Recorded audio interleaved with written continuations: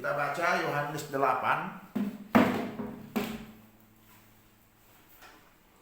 ayat 28 dan 29. Dua ayat nanti yang kita bahas, ayat 29 ya.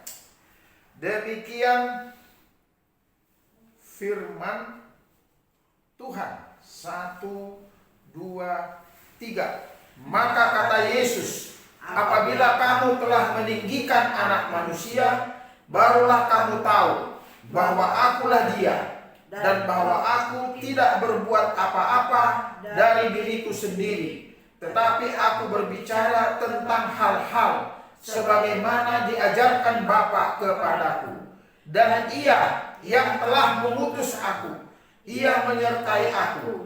Ia tidak membiarkan aku sendiri, sebab aku senantiasa berbuat apa yang berkenan kepadanya. Amin.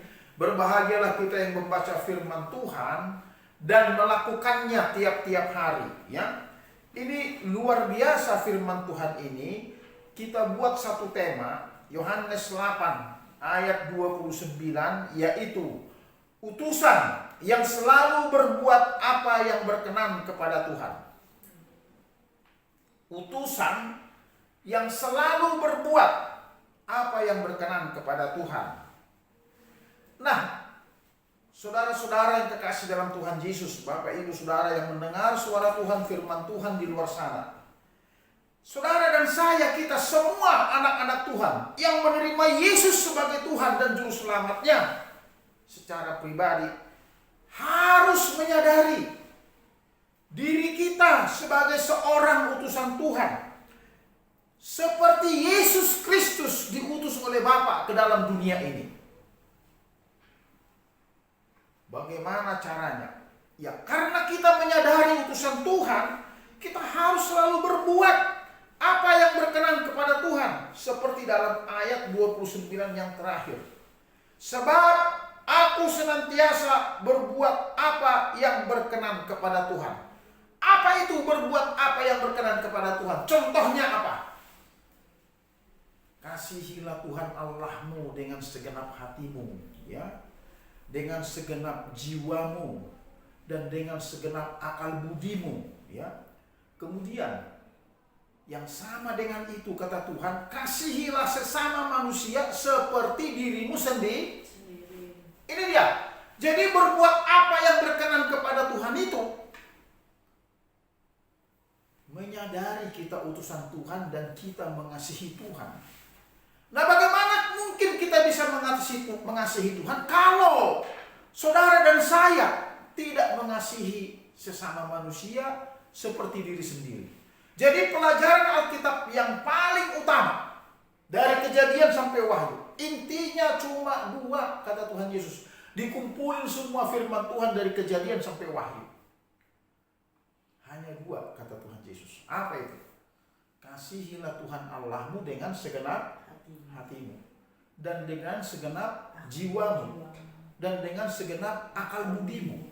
Yang sama dengan itu kata Tuhan, kasihilah sesama manusia seperti dirimu sendiri. Jadi dalam dua ayat inilah tergantung seluruh isi Alkitab. Kasih, itu temanya, ya.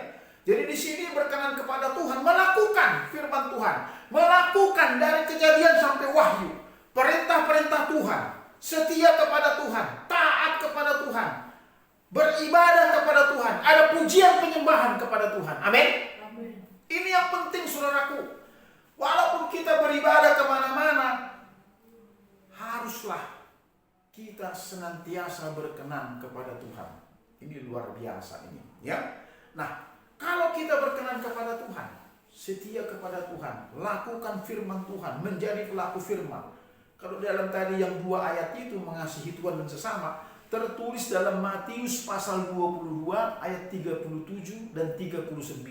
Dua ayat ini penting, sangat penting. Ya. Jadi hidup manusia, apalagi orang yang sudah lahir baru, menerima Kristus, menerima Yesus Kristus sebagai Tuhan dan Juru Selamat kita yang hidup, harus selalu setiap detik dalam napas hidup kita melakukan apa yang berkenan kepada Tuhan. Tadi yang pertama mengasihi Tuhan, amin. Yang kedua mengasihi sesama. Jadi Tuhan bilang, tidak mungkin kau bisa mengasihi aku, kata Tuhan, yang tidak kelihatan kalau engkau tidak mengasihi sesamamu manusia yang kelihatan. Bullshit itu tidak akan terjadi. Jadi ini sangat jelas. Melakukan apa yang berkenan kepada Tuhan. Pertama, kasih kepada Bapa, kepada Allah. Kedua, kasih kepada sesama. Yang berikut, melakukan firman Tuhan. Contohnya, kalau Yesus berkata, kasihilah musuhmu, berdoalah bagi mereka yang menganiaya kamu. Matius 5 ayat 44. Haruslah kita tidak boleh dendam, tidak boleh sakit hati, tidak boleh marah kepada musuh. Bahkan harus berdoa bagi semua orang yang menganiaya kita. Itulah pelaku-pelaku firman. Itulah yang berkenan kepada Tuhan. Ingat baik-baik. Jadi jangan barang kita diambil kita marah, ya, atau kita dihina kita marah. Ya. Mengasihi musuh itu dan berdoa bagi mereka yang mengenai kau, itu salah satu perintah Tuhan dalam khotbah di bukit, Matius 5:67, ya, Matius 5 ayat 44. Jadi Yesus memerintahkan anak-anaknya, saudara dan saya yang menerima Dia sebagai Tuhan, harus mengasihi musuh dan berdoa bagi mereka. Kalau ada yang mengutuk saudara, saudara harus memberkati. Karena kita dipanggil untuk menjadi berkat, ya. Kejadian 12 ayat 1, 2, 3. Ya. Aku memanggil engkau supaya menjadi berkat bagi seluruh bangsa. Dan yang menarik, firman Tuhan berkata, siapa yang mengutuk engkau akan dikutuk oleh Tuhan. Siapa yang memberkati engkau akan diberkati oleh Tuhan. Apalagi kalau kita memberkati yang lain, Tuhan pasti memberkati kita, amin. Itu dia. Jadi berkenan kepada Tuhan, melakukan firman Tuhan, pelaku-pelaku firman. Bukan hanya diam saja, yang penting gua ibadah, yang penting gua ke gereja, yang penting gua kasih perpuluhan, gua kasih kolekte. Bukan. Tetapi apa yang tertulis dalam firman Tuhan, terutama ajaran Tuhan Yesus yang berkata, dari Kejadian sampai Wahyu kau belajar itu, kau dengar suara Tuhan. Intinya cuma dua, saudaraku. Kasihilah Tuhan Allahmu dengan segenap hatimu, dan dengan segenap jiwamu, dan dengan segenap akal budimu. Yang sama dengan itu, kasihilah sesamamu manusia seperti dirimu sendiri. Inilah yang berkenan kepada Tuhan, saudaraku. Kemudian melakukan firman Tuhan. Inilah yang berkenan kepada Tuhan, pelaku firman. Bukan hanya orang yang dengar lalu diam, tidur, lalu kita hanya main aja terus, ya. Tidak. Tetapi ada praktek. Ya. Praktek. Berdoa bagi mereka yang menganiaya. Apakah tidak boleh kita main? Boleh. Ini kan alat canggih untuk kita tahu pelajaran-pelajaran yang tidak ada jawaban di dalam otak kita. Di sini udah tertulis semua. Pelajaran apapun ada tertulis di sini. Contoh, wah saya mau bikin kue, ini ibu-ibu nih. Tinggal buka Google, bagaimana cara bikin donat, bahannya apa-apa, diuraikan di situ. Jadi kalau kita kurang masalah matematika, umpamanya anak sekolah, tinggal buka, di situ ada rumus-rumusnya. Kurang pengetahuan, ilmu pengetahuan alam, buka, ada jawabannya. Sekarang sudah canggih, saudaraku. Tinggal apakah saudara dan saya berbuat apa yang berkenan kepada Tuhan. Yang lain di dunia ini tambahan. Yang utama berkenan kepada Tuhan, melakukan apa yang berkenan, seperti ayat 29 tadi.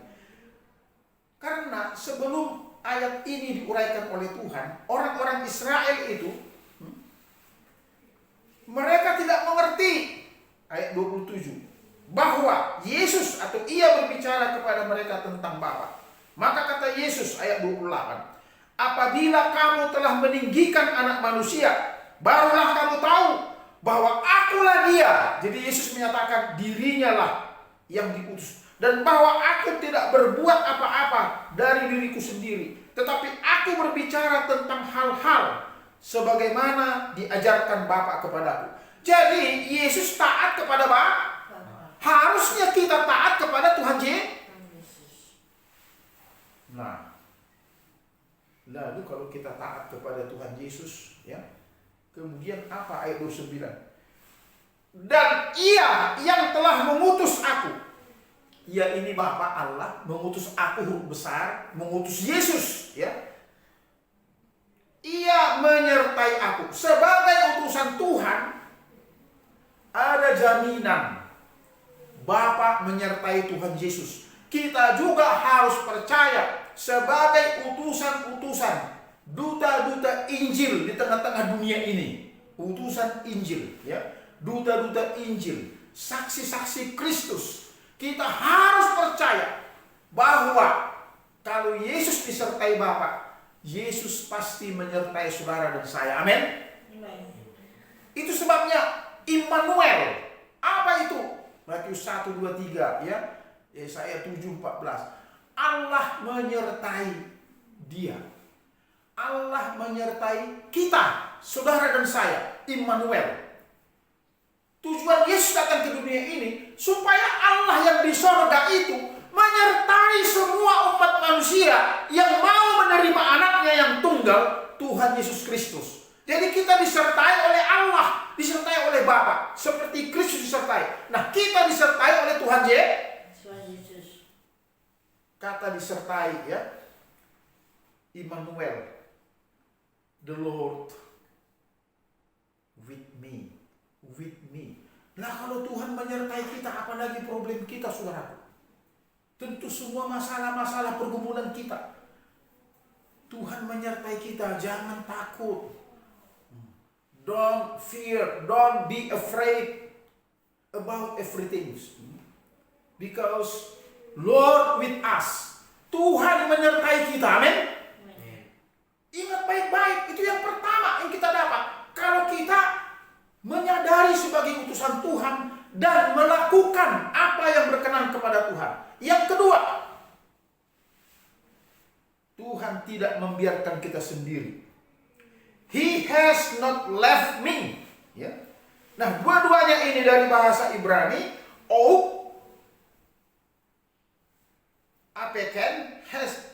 Apeken me atau has not left me. Ya. Kalau tadi disertai met, disertai, menyertai, ya. Kalau ini apeken. Jadi dia tidak pernah meninggalkan saudara dan saya. Kalaupun kita punya masalah, kalaupun kita punya pergumulan, karena kita memang harus pikul salib.